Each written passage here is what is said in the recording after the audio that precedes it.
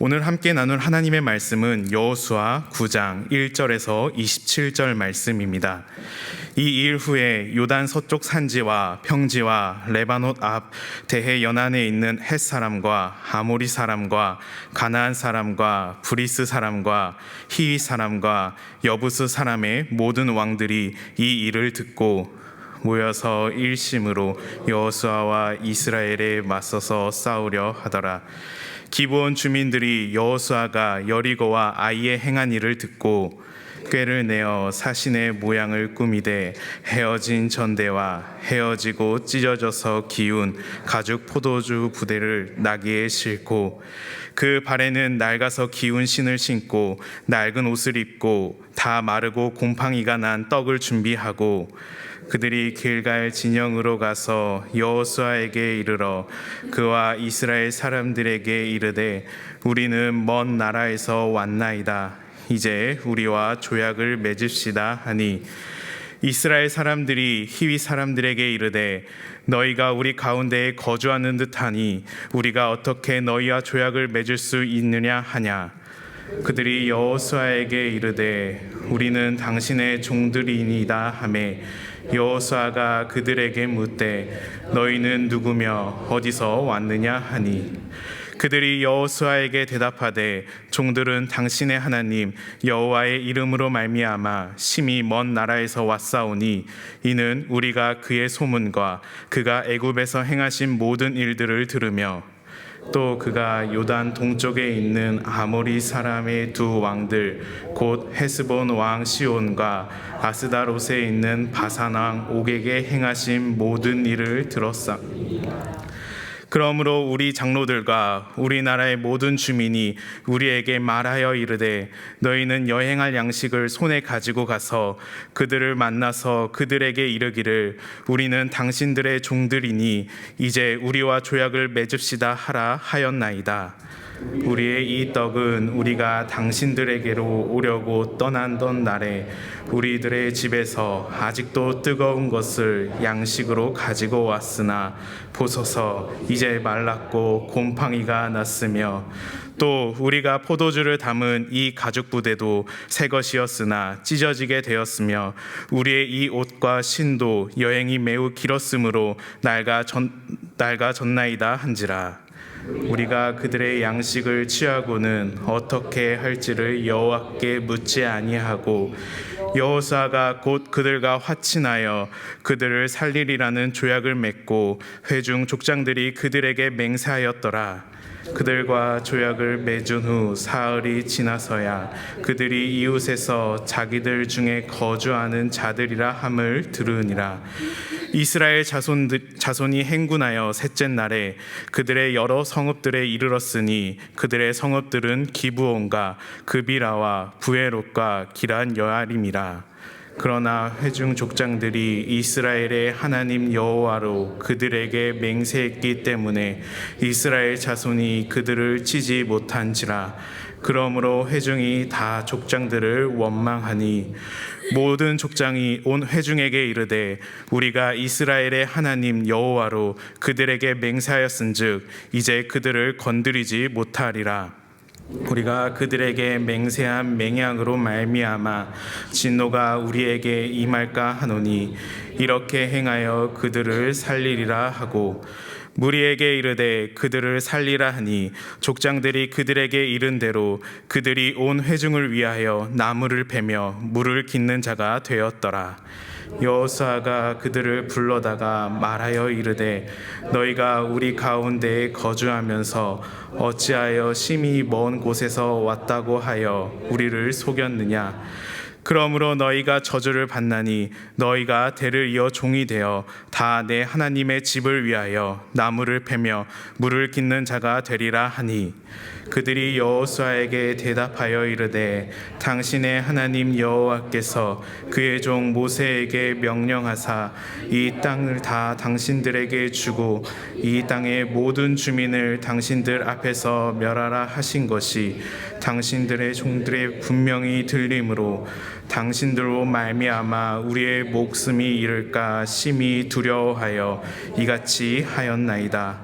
보소서, 이제 우리가 당신의 손에 있으니 당신의 의향에 좋고 옳은 대로 우리에게 행하소서 한지라. 곧 그대로 그들에게 행하여 그들을 이스라엘 자손의 손에서 건져서 죽이지 못하게 하리라. 그날에 여호수아가 그들에게 여호와께서 택하신 곳에서 회중을 위하며 여호와의 제단을 위하여 나무를 패며 물을 깃는 자들로 삼았더니 오늘까지 이르니라. 아멘. 네, 명절 마지막 날 또 다른 분주한 자리를 뒤로 하고 또 하나님의 예배하는 곳에 오신 모든 분들을 주님의 이름으로 환영합니다. 오늘 이 시간 수요 성경 공부 시간이지만 성경을 단지 공부하는 것이 아니라 하나님의 말씀으로 받아서 먹고 또 하나님의 든든한 말씀 위에 서는 은혜가 있기를 소원합니다. 1945년 8월 6일 오전 8시 15분에 히로시마의 최초의 핵무기인 리틀 보이가 떨어집니다. 폭발 지점 중심 반경 1.6km는 모든 것이 사라졌고 7만 명이 즉시 사망했다고 합니다. 그 이후 방사능 오염으로 인한 질병은 지금까지 이어지고 있습니다. 그런데 일본 군부는 이 폭발 이후에도 연합군에게 항복하겠다는 적극적인 의지를 보이지 않았고 그들이 미적대는 와중에 8월 9일 오전 11시 2분에 나가사키에는 또 다른 핵무기인 펜맨이 투하되면서 그 순간 4만 명 이상이 사망하고 그제서야 일본은 부랴부랴 항복을 선언하게 됩니다. 그런데 나가사키에 핵폭탄이 떨어지기 전날인 8월 8일 일본에는 다음과 같은 경고의 전단지가 대량으로 투하되었다고 합니다. 제가 그 일부만 읽어드리겠습니다. 일본 국민에게 고함, 즉시 도시에서 대피하시오. 이 삐라에 쓰인 내용은 매우 중요한 것이므로 주의하여 잘 읽으시기 바랍니다. 미국은 현재 몇 명을 희생시킬지 모르는 무서운 원자폭탄을 발명하여 사용하기에 이르렀다. 이 원자폭탄은 단 한 개만으로도 그 거대한 B-29 폭격기 2,000대가 한 번에 투하할 수 있는 수준의 폭탄의 위력에 필적한다. 이 무서운 사실은 여러분은 히로시마에 폭탄 한 개가 떨어졌을 때의 상황이 어땠는지를 보면 알 수 있다. 무익한 전쟁을 지속하려는 군사상의 모든 것들은 무서운 원자폭탄에 의해 파괴된다.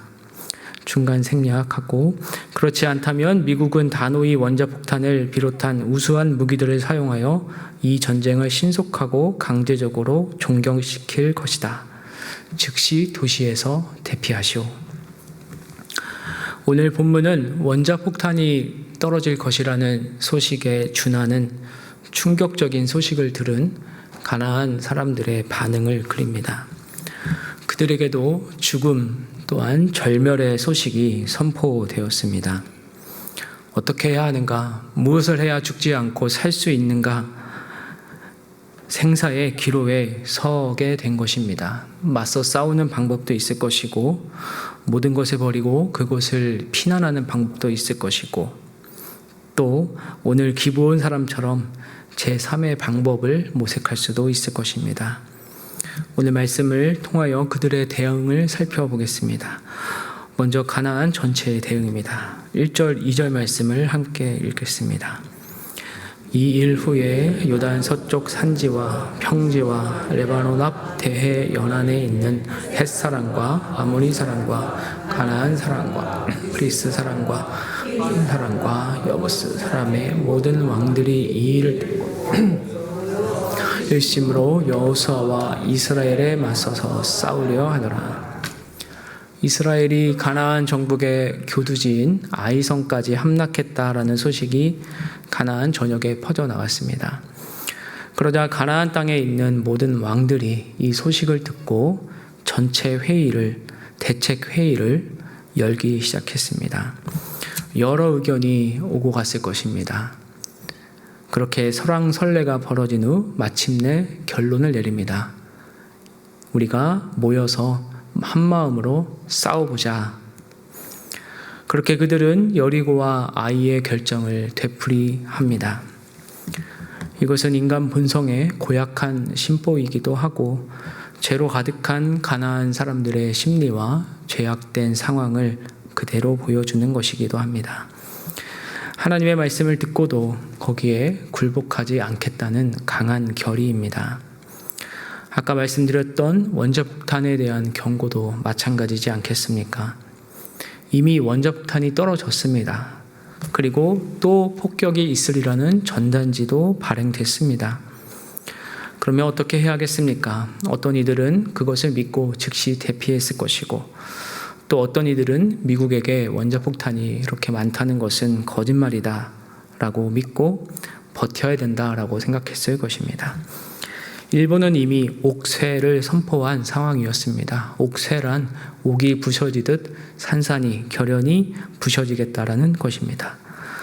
옥처럼 깨져 흩어지듯이 그냥 일본 영토에서 죽겠다라고 결심한 것입니다. 이 옥쇄가 바로 계속해서 다루어지는 주제인 진멸, 즉 헤렘에 대한 말씀으로 볼 수 있겠습니다. 신명기 7장 1절에서 4절 말씀을 한번 찾아서 같이 읽어보도록 하겠습니다. 신명기 7장 1절에서 4절입니다.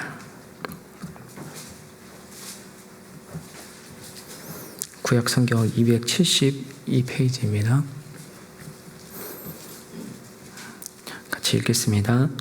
내 하나님 여호와께서 너를 인도하사 내가 가서 차지할 땅으로 들이시고 내 앞에서 여러 민족 헷 족속과 기르가스 족속과 아모리 족속과 가나안 족속과 브리스 족속과 히위 족속과 여부스 족속 곧 너보다 많고 힘이 센 7 족속을 쫓아내실 때에 내 하나님 여호와께서 그들을 내게 넘겨 내게 치게 하시리니 그때 너는 그들을 진멸할 것이라.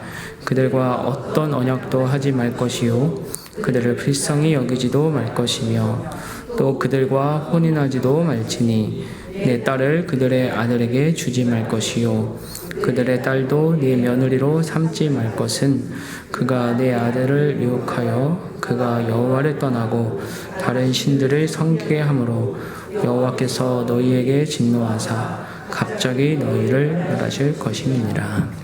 아멘. 이미 이 헤렘에 대해서는 몇 차례 나누었지만 오늘 말씀을 또 이해하기 위해서 좀 나누고자 합니다. 하나님은 그들을 진멸할 것, 즉 헤렘할 것과 어떤 언약도 맺지 말 것을 명하고 계십니다. 왜냐하면 이스라엘도 그들에게 물들어 진멸당할 수 있기 때문입니다. 하지만 이 신명기 말씀과 여호수아 말씀을 읽는 현대인들의 마음 한켠에는 불편함이 일어납니다. 헤렘이란 그 멸절이 과연 가능한 것인가? 라는 데에 대한 질문이 끊이지 않기 때문입니다. 사랑이시라는 하나님이 어떻게 그 많은 사람을, 그 많은 민족을 잔인하게 멸절시킬 수 있으신가? 라는 질문입니다. 모든 생명을 죽이고 물건을 태우라는 명령이 과연 가능한 것인가? 하나님께. 그렇다면, 가능하다면 구약의 하나님을 과연 우리가 믿을 수 있는 것인가? 라는 질문이 생기는 것입니다. 그 외에 구약의 여러 난점에 대해서 전투적 무신론자인 리처드 도킨스는 아주 날카로운 말을 거침없이 던집니다. 구약 성서의 신은 모든 소설을 통틀어 가장 불쾌한 주인공이라고 할 수 있다. 시기하고 거만한 존재, 좀스럽고 불공평하고 용납을 모르는 지배욕을 지닌 존재, 복수심에 불타고 피에 굶주린 인종 청소사, 여성을 혐오하고 동성애를 증오하고 인종을 차별하고 유아를 살해하고 대량 학살을 자행하고 자식을 죽이고 전염병을 퍼뜨리고 과대망상증에 각 피학성 변태성욕에 변덕스럽고 심술궂은 폭군. 어떻습니까? 움찔하지 않습니까? 말도 안 되는 소리라고 하면서도 어쩌면 우리 안에 여기에 어떻게 반박해야 하는가라는 것이 쉽게 떠오르지 않기 때문일 수도 있습니다. 그리고 우리 역시 구약의 하나님에 대해서 어찌 보면 이 정도의 이해만을, 피상적인 이해만을 지니고 있기 때문일 수도 있습니다. 인터넷에 보면 기독교 신앙에 대한 조롱과 비아냥이 얼마나 많은지 알 수 없습니다. 많은 이들이 표면적으로 나타난 파편적 진리를 가지고 그것을 하나님이라고 치부하고 거기에 맞섭니다. 그들이 이해하는 하나님은 정말 작고 편협합니다. 상식적으로만 봐도 몇천 년을 지속해온 믿음의 체계인데 그 깊이가 자기의 작은 이해력으로 그렇게 회파될 수 있는 것이라고 생각하는 것 자체가 가상합니다. 하지만 그들은 그렇게 몇 가지 현상, 또 자기 주위에 있는 몇몇 사람에게 보여지는 소위 기독교라는 모습을 보고 하나님을 판단해 버립니다. 그런데 한번 생각해 보십시오. 우리가 이 세상의 권위자라고 하는 사람에게 대하는 태도를 한번 보시면 좋겠습니다. 정치계 거물, 경제계 거물, 문학계 거물, 과학계 거물, 우리가 아는 거물들이 참 많습니다. 그런데 우리는 그 인간 거물이 하는 말조차도 다 이해하지 못합니다. 하다못해 직장 상사, 회사 대표가 말도 안 되는 것을 시킨 경우에도 그 진의를 다 알지 못하여 불평은 하지만 그대로 행하고 또 그 이후에야 한참 지난 후에야 그때 그래서 이러한 일이 있었구나 라고 생각하기도 합니다. 그런데 우리는 너무나 쉽게 하나님을 말하고 소비해 버립니다. 우리는 과연 하나님이 하시는 말씀을 다 이해할 수 있는가? 하나님이 하시는 생각을 다 파악할 수 있는가? 만약에 우리가 그렇게 할 수 있다면 그분은 이미 하나님이 아니실 것입니다. 하나님은 우리의 생각보다 훨씬 신비하시고 베일에 둘러싸여 계신 분이고 두려운 분이시고 우리가 도저히 감당할 수 없는 분입니다. 따라서 욥이 그렇게 하나님께 대한 온갖 불평을 늘어놨다가도 하나님이 나타나셨을 때는 그 모든 입을 다물지 않습니까? 아우구스티누스가 삼위일체론에 대한 글을 쓰려고 고심하면서 바닷가를 거닐고 있었습니다. 그때 한 소년이 웅덩이를 파놓고 바닷물을 거기에 옮겨 담고 있었습니다. 아우구스티누스가 왜 그렇게 하고 있느냐 물어보니 자기가 바다를 그곳에 다 옮겨 담는 중이라고 하였습니다. 아우구스티누스는 그 말을 듣고 그것은 가능하지 않다라고 말하였자 그 소년이 당신은 어찌하여 하나님을 머리에 담으려고 합니까? 라고 말했다는 이야기가 있습니다. 그렇습니다. 우리는 하나님을 파악할 수 없는 분, 이해할 수 없는 분, 도저히 다가갈 수 없는 분이심을 우선적으로 고백해야 할 것입니다. 하지만 그렇다고 우리가 이 본문을 해석하는 방법을 내려놓을 수는 없을 것입니다. 그래서 여러 가지 해결책을 내놓습니다. 대표적으로는 구약과 신약을 구분해서 구약의 문제를 신약이 해결했다라고 보는 것입니다. 즉 진노의 구약의 하나님을 예수님이 오시면서 신약의 사랑의 하나님으로 대체하셨다라고 보기도 합니다. 또는 구약의 사람들이 하나님의 명령을 잘못 받아들여서 자신들의 정복욕을 충족하는데 악용했다라고 말하기도 합니다. 또는 가나안 정복 같은 일은 애초에 일어나지도 않았고 후대에 꾸민 기록이다라고 보기도 합니다. 그리고 이런 가나안 정복기는 그저 영적인 은유기 때문에 우리가 악한 세력과 싸울 때에 어떻게 대처해야 하는지를 그리는 영적 원리를 보여주는 글이다라고 생각하기도 합니다. 하지만 이러한 해석 방법들은 부분적인 이해고 따라서 글은 이해입니다. 이 헤렘에 관해서 먼저 숙고해 봐야 할 것은 구약 성경의 율법이 하나님의 창조 세계에 주신 이상과 타락한 인간 삶의 현실 사이에서 균형을 잡아야 한다라는 사실입니다. 말씀 가운데는 항상 이러한 긴장이 있습니다. 예수님께서 대표적으로 보여주신 예가 이혼입니다. 예수님께서 말씀하신 대로 하나님이 이혼을 명령하시지는 않았습니다. 하지만 우리의 완악함 때문에 이혼을 허용하셨습니다.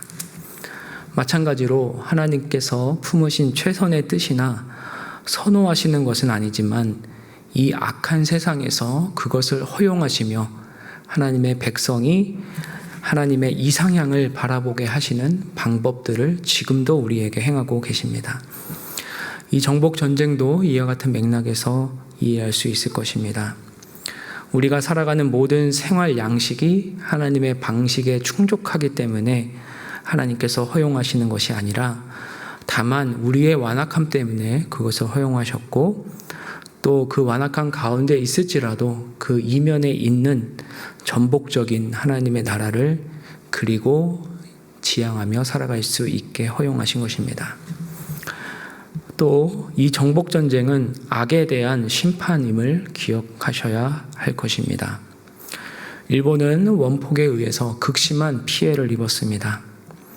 하지만 우리는 그 식민지였던 입장에서 그 일본인들의 생명이 죽었음을 애도하는 심정은 품을 수 있을지 몰라도 일본 제국주의의 악을 끝내는 방법이 되었다는 점에서는 부인하지 않습니다. 따라서 원폭 투하에 있어서도 선이 있다라는 것을 말할 수 있는 것입니다. 우리는 인류 역사에서 여러 가지 인종 청소 사건들을 알고 있습니다. 캄보디아에서 일어났던 킬링필드 사건이 있고 르완다에서 일어났던 내전으로 인한 집단 학살, 또 보스니아에서 일어났던 인종 청소, 나치가 유대인들에게 벌인 만행 등을 기억하고 있습니다. 그렇다면 이런 악행을 끝내기 위해 가해진 폭력과 제도는 어떻게 이해할 것입니까? 원자폭탄 투여가 일본에게는 패배였을지 몰라도 우리에게는 승리였다라는 점을 기억해야 합니다. 인간의 승리에는 한계가 있기 마련이기 때문입니다. 옆집 아이보다 우리 집 아이가 공부를 잘하고 대학을 잘 가고 직장을 잘 얻으면 알게 모르게 승리감을 느낍니다. 하지만 그것이 하나님의 승리와 무슨 관계가 있습니까? 그 범위를 조금만 확장해 보자면 옆 동네에 대한 승리, 또 옆에 있는 다른 도시와의 승리, 또 더 확장되면 다른 나라에 대한 승리로 이어질 것입니다. 하지만 그것이 하나님께 무슨 의미가 있겠습니까? 더 큰 승리를 생각해 보자면 외계인과의 전투에서 승리가 있을 수 있겠습니다. 하지만 하나님께 의미 있는 것은 악한 영과의 전투에서 승리, 또 최후의 승리가 될 것입니다. 그리고 그것은 그리스도의 십자가 안에서 이루어집니다. 따라서 가장 큰 관점에서 하나님의 평화로운 통치는 마침내 그리스도 예수 안에서 이루어질 것입니다. 그리고 이 정복 전쟁은 이스라엘의 하나님, 위대하신 왕 예수 그리스도의 아버지인 한 분 하나님의 주권 안에서 이루어지는 구원의 과정에 있는 것임을 또한 기억해야 할 것입니다. 이 인간의 죄로 인한 모든 가장 비열하고 추악한 폭력이 바로 십자가에서 아무 죄 없는 예수 그리스도에게 부어졌기 때문에 우리가 그 영원한 폭력에서 피해졌다라는 사실을 우리는 기억해야 합니다.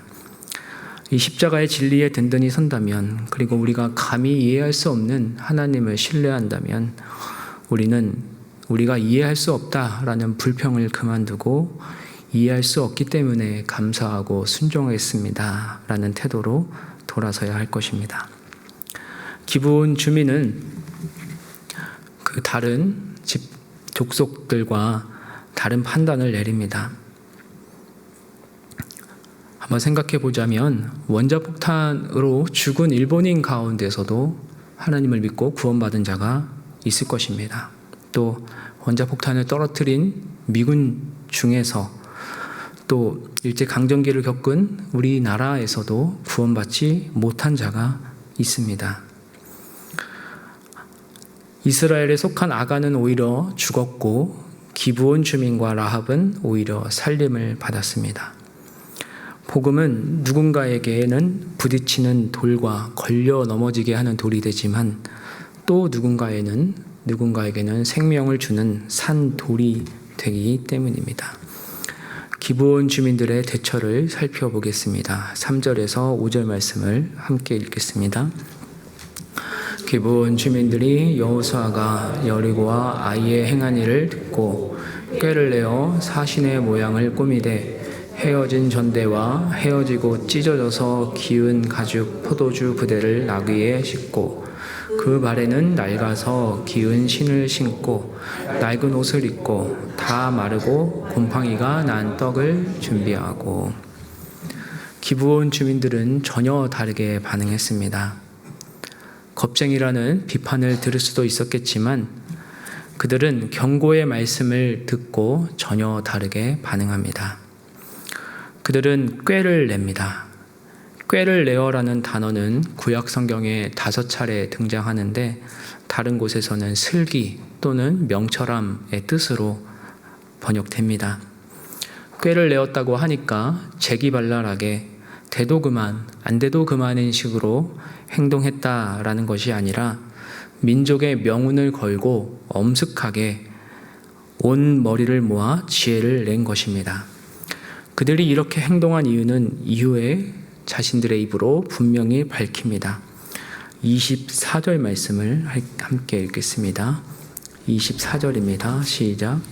그들이 여호수아에게 대답하여 이르되 당신의 하나님 여호와께서 그의 종 모세에게 명령하사 이 땅을 다 당신들에게 주고 이 땅의 모든 주민을 당신들 앞에서 멸하라 하신 것이 당신의 종들에게 분명히 들리므로 당신들로 말미암아 우리의 목숨을 잃을까 심히 두려워하여 이같이 하였나이다. 아이성이 정복되기 전까지는 어쩌면 그럴 수도 있지 운이 좋았겠거니 했지만 이제 자신들이 그 다음 목표가 되었습니다. 그렇다면 이제 어떻게 해야 살 수 있을지를 고민하게 된 것입니다. 다른 가나안 민족들이 일심으로 대항하는 길을 택한 것에 비해 이들은 완전히 하나님 앞에 엎드리고 또 적어도 이스라엘 족속에게 엎드리고 하나님을 인정하기로 결심했습니다. 사실 이렇게 하는 것은 절대로 쉬운 일은 아닙니다. 그들이 하나님을 안들 얼마나 알겠습니까? 아무리 이스라엘이 진군해 올지라도 그들은 노예들에 불과하며 오합지졸입니다. 제대로 된 전투를 치른 적도 없습니다. 또한 자신들의 영토에서 전쟁을 한다면 훨씬 유리한 고지를 점할 수도 있습니다. 게다가 여호수아 10장 2절은 다음과 같이 증거합니다. 이는 기브온은 왕도와 같은 큰 성이며 아이보다 크고 그 사람들은 다 강함이라.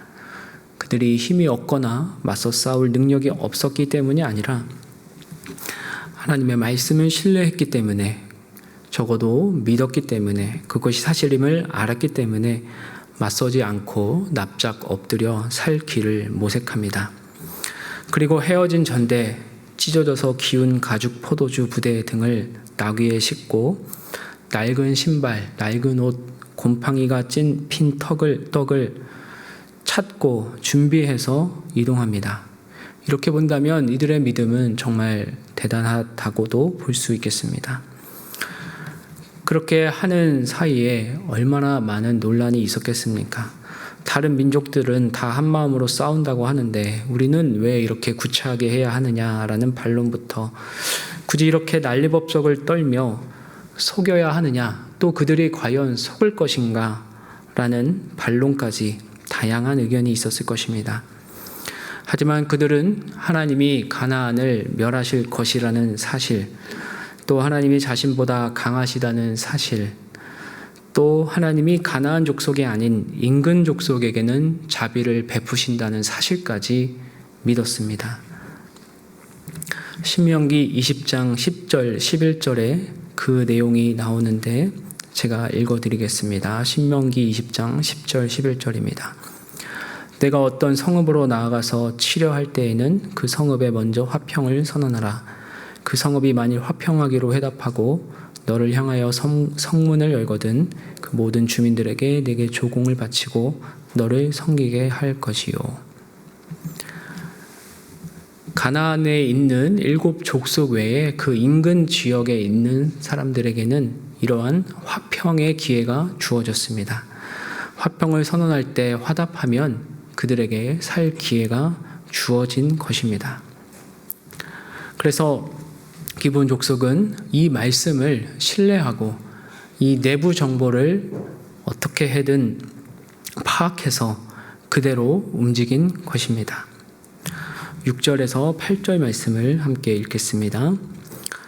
그들이 길갈 진영으로 가서 여호수아에게 이르러 그와 이스라엘 사람들에게 이르되 우리는 먼 나라에서 왔나이다.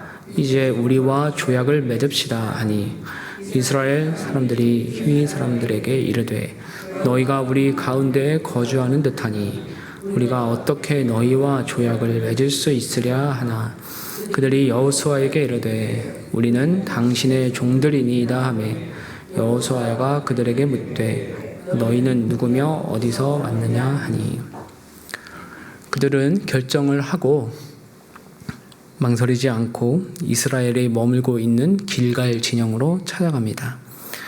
그리고 모세의 말씀을 인용하여 먼 곳에서 왔으니 조약을 체결하자. 하나님의 말씀이 그렇게 기록되어 있지 않느냐라고 말합니다. 이때 이스라엘 사람들은 그들의 행색과 말하는 것을 보니 너희는 우리 가운데 거주하는 듯 하기 때문에 우리는 너희와 조약을 맺을 수 없을 것 같다라고 말합니다. 그때 그들은 얼른 여호수아를 찾아 답합니다. 이스라엘은 사실 가나안 사람을 다 멸해야 하는 사명을 지니고 있었기 때문에 그들과 섣불리 조약을 맺을 수 없었습니다. 하지만 그들은 지혜롭게도 여호수아를 찾아서 말합니다. 우리는 당신의 종들이니이다 라고 말입니다. 그러자 여호수아는 무엇인가 홀린 듯 그들에게 묻습니다. 너희는 누구며 어디서 왔느냐? 이 질문에 어떻게 대답하느냐에 따라서 그들의 생사가 걸리게 되었습니다. 그들은 무엇이라고 합니까? 종이라고 합니다. 노예라고 합니다. 자신의 생명이 자신의 것이 아닌 당신에게 달려 있다라고 고백하는 것입니다. 처음 보는 그들에게 생명을 의탁하며 또한 자신의 생명을 보장해 달라고 말하는 것입니다. 우리는 기브온 사람이 속임수를 썼다라고 비난할 수는 있지만 자신의 정체성을 묻는 그 질문에 바르게 답함으로 그들은 살았습니다. 이렇게 종합적으로 본다면 기브온은 하나님 말씀에 대한 목숨을 건 신뢰를 보였고 또 하나님 말씀에 생사를 걸고 그 말씀을 의지하여 시도했다라는 점에서 우리가 보여야 할 믿음의 전형적인 태도를 보이고 있다라고 말할 수 있겠습니다. 또한 어떠한 자기 정체성을 보여야 하나님 앞에 살 수 있는가라는 질문에 대해서도 바른 대답을 했다는 점에서 우리는 기브온 사람을 나쁘다라는 일반적인 기준으로만은 판단할 수 없을 것입니다. 9절에서 11절 말씀을 함께 읽겠습니다. 그들이 여호수아에게 대답하되 종들은 당신의 하나님 여호와의 이름으로 말미암아 심히 먼 나라에서 왔사오니 이는 우리가 그의 소문과 그가 애굽에서 행하신 모든 일을 들으며 또 그가 요단 동쪽에 있는 아모리 사람의 두 왕들 곧 헤스본 왕 시온과 한테 있는 바산 왕 옥에게 행하신 모든 일을 들었음이니이다. 그러므로 우리 장로들과 우리 나라의 모든 주민이 우리에게 말하여 이르되 너희는 여행 손에 가지고 가서 그들을 만나서 그들에게 이르기를 우리는 당신들의 종들이니 이제 우리와 조약을 맺읍시다 하라 하였나이다. 같은 맥락에서의 말씀입니다. 하나님이 말씀대로 실천하실 것이다. 하나님은 말씀대로 하실 것이다 라는 사실을 굳게 신뢰하고 그 말씀에 근거할 때 살 수 있는 방법을 택하고 거기에 목숨을 걸었던 그들의 모습입니다. 그리고 그것이 일부 사람들의 뜻이 아닌 모든 장로와 모든 주민이 결정한 사항이라고 말합니다. 그렇다면 이 기브온 사람들의 행동은 말씀드린 것처럼 믿음의 행동이고 라합의 행위와 다를 것이 없는 모습입니다. 따라서 이들은 제2의 라합이라고 봐도 무방할 것입니다. 그들은 종들이라고 자신들을 낮추며 하나님 여호와의 이름으로 말미암아 하나님의 소식을 들었고 자신들은 그에 따라 심히 먼 나라에서 왔기 때문에 함께 화친 조약을 맺자라고 계속해서 말합니다. 하나님께서 행하신 모든 일을 고백하고 또한 하나님께서 하신 일을 신뢰하는 모습에서 우리 믿음의 사람의 모습을 확인하게 됩니다. 그러면서 다른 말을 하지 못하도록 증거물을 내놓습니다. 12절, 13절입니다. 우리의 이 떡은 우리가 당신들에게로 오려고 떠나던 날에 우리들의 집에서 아직도 뜨거운 것을 양식으로 가지고 왔으나 보소서 이제 말랐고 곰팡이가 났으며 또 우리가 포도주를 새 것이었으나 찢어지게 되었으며 우리의 이 옷과 신도 여행이 매우 길었으므로 낡아졌나이다 한지라. 목숨을 건 위장 행각과 또한 연기를 펼치고 있습니다.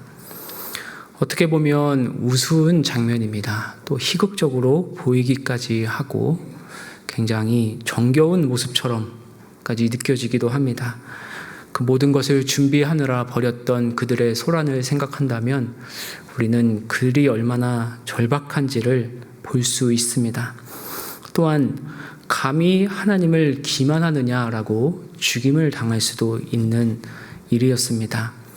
하지만 그들은 그 신락 같은 소망에 목숨을 걸고 그렇게 목숨에 혼신의 연기를 다하고 있는 것입니다. 그때에 여호수아가 반응합니다. 14절, 15절 말씀을 함께 읽겠습니다. 우리가 그들의 양식을 취하고는 어떻게 할지를 여호와께 묻지 아니하고 여호수아가 곧 그들과 화친하여 그들을 살리리라는 조약을 맺고 회중 족장들이 그들에게 맹세하였더라. 결혼하신 분들이 많이 계시니까 한번 여쭤보겠습니다. 배우자가, 남편이 또는 부인이 몇천 원짜리를 살 때마다 이거 사도 돼? 라고 묻는다면 어떻겠습니까? 굉장히 정다운 사람이다 라고 생각할 수는 있을 것입니다. 하지만 그것을 되풀이해서 묻는다면 저 사람은 왜 나를 신뢰하지 못하나, 저런 것들 왜 물어보나 라고 할 수 있을 것입니다. 그렇다면 몇만 원짜리 또 몇십만 원짜리 물품 또는 몇백짜리 명품 백을 남편에게 물어보지 않고 살 수 있는 분 혹시 계십니까? 내 얼굴이 굳으시는 거 보니까 그렇지는 않은 것 같습니다. 그러면 우리 남편분들 몇 천짜리 자동차를 부인과 상의하지 않고 산다면 아마 매우 혼이 날 것입니다. 그걸 넘어서서 몇 억짜리 집, 몇십억짜리 사업체를 부부끼리 상의하지 않고 결정한다면 그것은 큰 문제를 야기할 것입니다. 묻는 것은 좋은 부부의 기본 자질입니다. 사실 묻고 답하는 것은, 하나님께 묻고 답하는 것은 그리스도인의 기본 자세이라고 할 수 있겠습니다. 하지만 오늘 14절 말씀에 보시듯이 여호와께 묻지 아니하고 라고 말합니다. 왜 묻지 않았겠습니까? 너무 확실하니까, 너무 뻔하니까, 묻지 않아도 이것은 확실한 사실이니까 하나님께 묻지 않았습니다. 이렇게 함으로 아이에서의 범죄를 그대로 반복하는 여호수아와 그 이스라엘이 되었습니다. 하지만 우리는 반대로 너무 확실할 때 하나님께 반드시 물어야 할 것입니다. 너무 상황이 뻔할 때 오히려 하나님께 물어야 할 것입니다. 주변 상황이 너무 분명할 때 하나님께 물어야 할 것입니다. 보이스피싱을 당하는 심리가 왜 그렇겠습니까? 여러 가지 방법이 있겠지만 너무 분명하니까, 너무 확실하니까 이걸 내가 지금 처리하지 않으면 안 되니까 순순히 따르지 않습니까? 여호수아가 그러했듯이 우리 역시 우리 주변 상황이 너무 뻔하고 너무 확실할 때 오히려 하나님께 묻는 은혜가 있어야 할 것입니다. 그렇기 때문에 우리는 항상 하나님과 물어야 하고 또 하나님께 답변을 구하는 그러한 자리에 서야 하는 것입니다. 여호수아는 이것을 하지 않았기 때문에 하나님의 뜻으로 상황을 판단해야 하는데 상황으로 하나님의 뜻을 판단하고 그들을 용납하기 때문에 살리리라 하는 너무나 큰 계약, 몇십억짜리 사업체 계약보다 훨씬 중대한 계약을 덜컥 해버리고 맙니다. 감히 사람이 살리고 죽이고를 결심할 수 있겠습니까? 결정할 수 있겠습니까? 어찌 하나님께 묻지 않고 그 민족을 내가 살리겠다라고 교만하게 말할 수 있겠습니까? 그만큼 자신감이 생기고 자신의 행보에 교만해짐으로 말미암아 그러한 결과를 낳게 한 것입니다. 하지만 여기서 우리는 한 가지를 더 물어야 할 것입니다. 그러면 과연 하나님이 속임을 당하시는 분이신가라는 점입니다. 하나님은 왜 알려주지 않으셨는가라는 것입니다. 아나니아와 삽비라의 같은 경우에는 하나님께서 친히 알려주셨습니다. 하지만 이 경우에는 하나님께서 알려주지 않으셨습니다. 하나님이 허용하신 그 이유는 무엇이겠습니까? 그 이유에 대해서 살펴보도록 하겠습니다. 16절에서 17절을 함께 읽겠습니다. 그들과 조약을 맺은 후 사흘이 지나서야 그들이 이웃에서 자기들 중에 거주하는 자들이라 함을 들으니라. 이스라엘 자손이 행군하여 셋째 날에 그들의 여러 성읍들에 이르렀으니 그들의 성읍들은 기브온과 그비라와 부에롯과 기랏 여아림이라. 사흘이 지나서 그들의 성읍이 파악이 됩니다. 4개의 성읍 연합체로 이루어진 족속이었습니다. 3일 만에 그 소식이 들리고 또 사흘을 행군해 나가니 발각될 정도로 가까운 거리인데 그것을 기다리지 못했던 것입니다. 보이스피싱을 당할 때에 조금만 침착하고 몇 시간만, 하루만 그것을 기다릴 수 있다면 당할 분은 없을 것입니다. 하지만 이 여호수아는 이 조금을 기다리지 못하여서 속임을 당하고 말았습니다. 우리에게 이런 기다림의 미학이 있어야 할 것입니다. 하나님의 뜻이 불분명한 것 같을 때, 또 하나님께 부르짖을 필요도 없을 것 같을 때 조금만 더 기다리시고 부르짖으면 하나님께서 크고 놀라운 뜻을 보여주신다고 약속하신 것처럼 우리에게 살 길을 보여주실 것입니다. 18절에서 21절 말씀을 함께 읽겠습니다.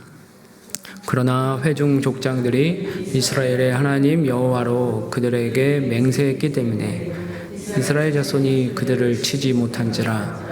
그러므로 회중이 다 족장들을 원망하니 모든 족장이 온 회중에게 이르되 우리가 이스라엘의 하나님 여호와로 그들에게 맹세하였은즉 이제 그들을 건드리지 못하리라.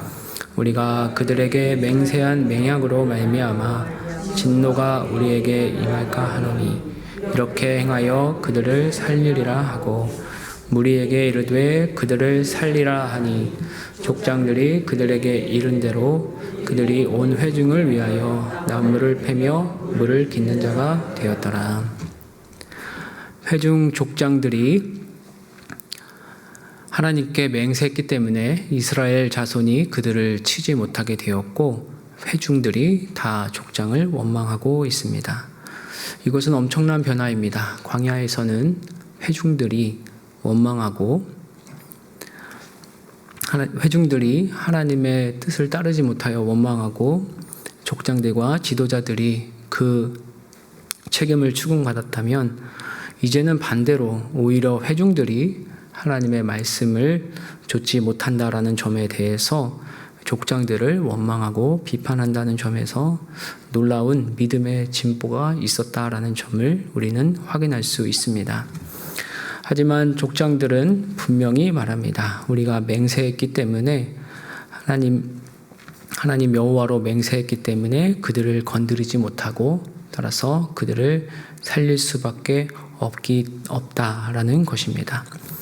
하나님의 이름이 걸린 약속이기 때문에 그들은 하나님의 이름의 영광을 위해서 그것을 어길 수 없다라고 말을 하고 그들을 나무 패며 물을 깃는 노예로 삼겠다라고 말하고 있습니다.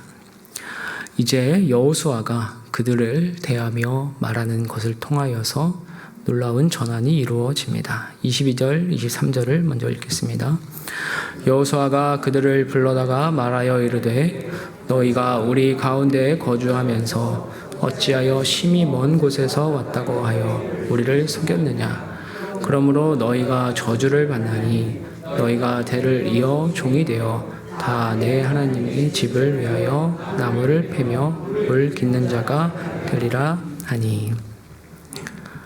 성경에는 여러 거짓말이 등장합니다. 아브라함의 거짓말이 있고 또 야곱의 거짓말, 또 아나니아와 삽비라의 거짓말 등등이 있습니다. 아나니아와 삽비라의 거짓말은 아까 말씀드린 것처럼 성령님께서 그 거짓을 드러나게 하셔서 죽음에 이르렀지만 아브라함과 야곱의 거짓말은 오히려 그 저주받음이 복이 되어서 그들을 장성케 하고 또 왕성케 하는 그러한 결과를 낳습니다.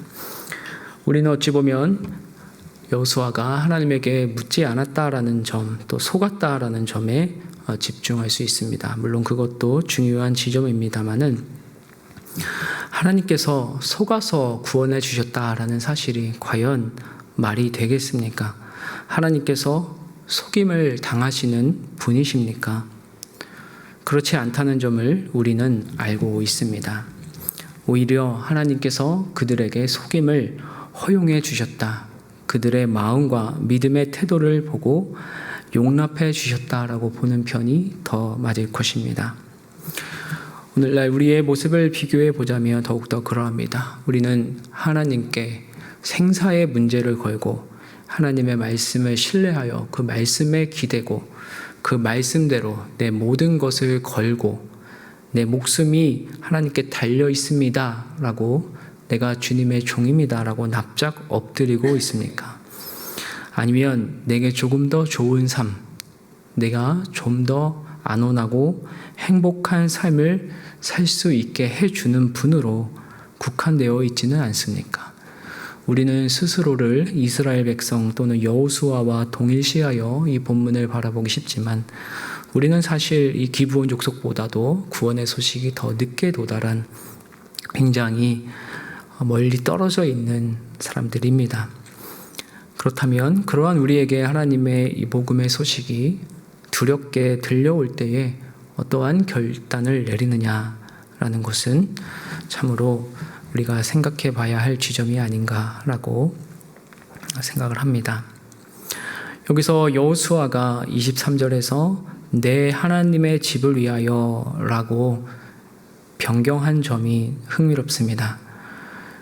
족장들은 21절에서 온 회중을 위하여 나무를 패며 물을 깃는 자가 되게 하였지만 여호수아는 그들을 하나님의 집을 위한 자로 바꿨습니다. 어떻게 보면 위대한 도전이었습니다. 위험한 도전이었습니다. 그들이 어떤 존재이길래 하나님의 집에서 성전을 위한 성전 노예, 성전 지근거리에서 섬기는 자리에 세울 수 있겠습니까? 하지만 여호수아는 그들을 바꾸어 주실 하나님을 신뢰함으로 그들을 성전에서 섬기는 자리에 두었습니다.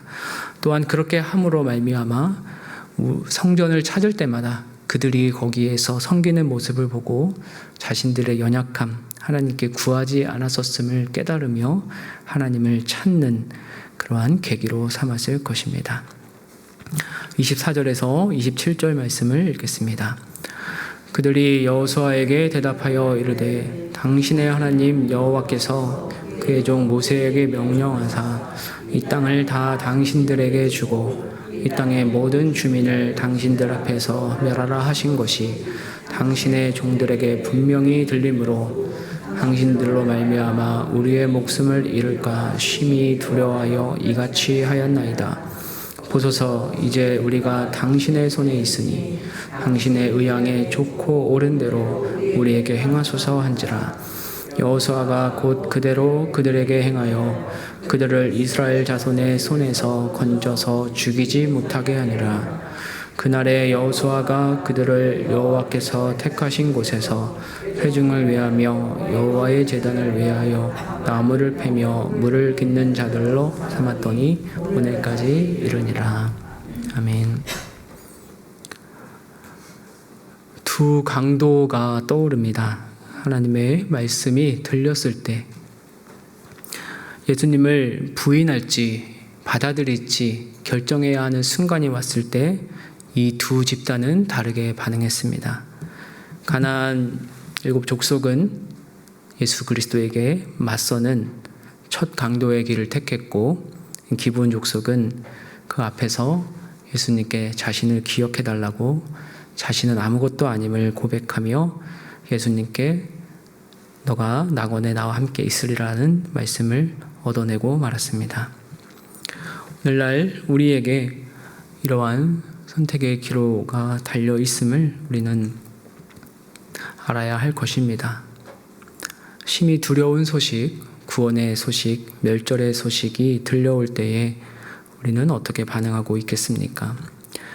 에스겔 33장 11절은 이렇게 말씀합니다. 에스겔 33장 11절입니다. 제가 읽겠습니다. 너는 그들에게 말하라. 주 여호와의 말씀이니라. 나의 삶을 두고 맹세하노니 나는 악인이 죽는 것을 기뻐하지 아니하고 악인이 그의 길에서 돌이켜 떠나 사는 것을 기뻐하노라. 이스라엘 족속아 돌이키고 돌이키라. 너희 악한 길에서 떠나라. 어찌 죽고자 하느냐 하셨다 하라. 아멘.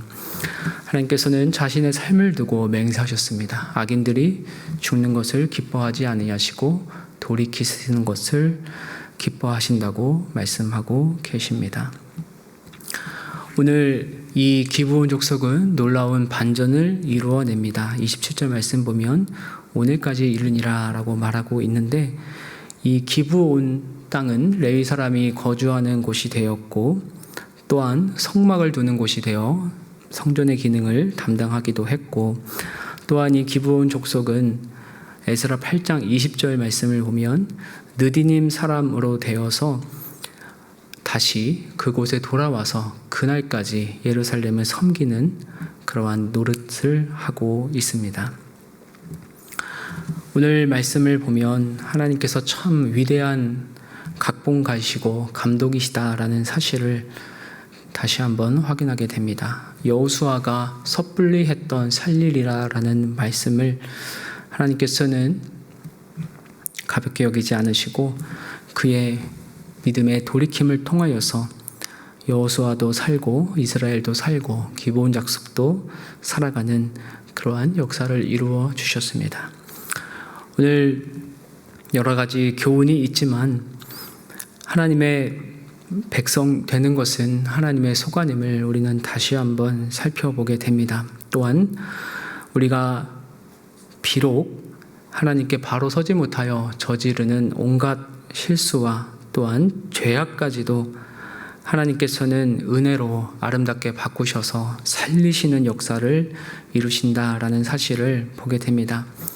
하지만 그것은 신명기 말씀처럼 이스라엘이 공의롭고 의롭고 사랑받을 존재이기 때문이 아닌 것처럼 우리 역시 하나님께서 일방적으로 사랑하시기로 작정하셨기 때문에 우리의 모든 순간순간을 하나님께서 선하게 바꾸시고 인도하시고 또 살리신다라는 고백을 하게 됩니다. 오늘 말씀을 정리하며 무엇보다도 말씀에 반응하는 능력, 또 하나님께 구하며 기도할 수 있는 능력, 또 우리가 넘어지고 실수할지라도 하나님을 의지하고 신뢰함으로 그것을 바꾸시는 하나님을 신뢰하는, 하나님의 계획을 신뢰하는 그러한 은혜가 있기를 원합니다. 그리하여서 우리가 답답하고 아무것도 할 수 없을 것 같을 때더라도 하나님을 바라보며 창문을 열고 또 하나님께서 이것을 어떻게 살리시는 역사로 바꾸실 것인가 기대하는 우리 모두 되기를 소원합니다. 하나님 아버지, 이 시간 우리에게 하나님의 말씀을 바라보고 또한 하나님의 뜻을 분별하며 알아가는 그 과정을 허락하여 주시니 감사합니다. 하나님, 우리는 하나님께 묻지도 않고 그릇 행하기도 하며 또한 하나님의 말씀 앞에 온전히 세워지지 못하고 서지도 못할 때가 참 많습니다. 하나님의 두려운 소식이 들릴 때에도 그것에 제대로 반응하지 못할 때도 많습니다. 하지만 주님, 우리의 또한 공로나 또 의로 하나님께서 우리를 붙잡아 주신 것이 아님을 알기에 기브온 족속처럼 우리가 하나님의 종임을 고백하며 또 하나님의 은혜만을 바랍니다. 주님, 붙잡아 주셔서 하나님 간구할 때 구하게 하시고 또 구원의 은혜가 있을 때 생명의 일을 택하여서 예수 그리스도가 우리에게 걸림돌이 아닌 산돌이 될 수 있는 은혜를 허락하여 주시옵소서. 아버지, 이제 연휴를 마치고 또한 일상으로 복귀합니다. 주님이 사랑하시는 주님의 자녀들 주께서 인도하여 주시고 또 품어주시고 또 함께하여 주셔서 아버지, 이 세상에서 힘들고 어려울 때에 주님을 바라보며 주님을 신뢰하며 주님의 말씀에 모든 것을 거는 생사를 거는 그 믿음으로 살아갈 수 있도록 주님 도와주시고 그 가운데 하나님의 은혜와 용기와 지혜를 덧입혀 주시옵소서. 우리 주 예수 그리스도의 은혜와 하나님 아버지의 사랑과 성령님의 교통하심이 다 이해할 수 없을지라도 살리시는 주님을 신뢰하고 사랑하며 창문을 열고 사람이 아닌 하나님께 묻기를 결단하는 주님의 사람들과 100주년 기념교회 위에 지금으로부터 영원토록 함께해 주시기를 간절히 축원하옵나이다. 아멘.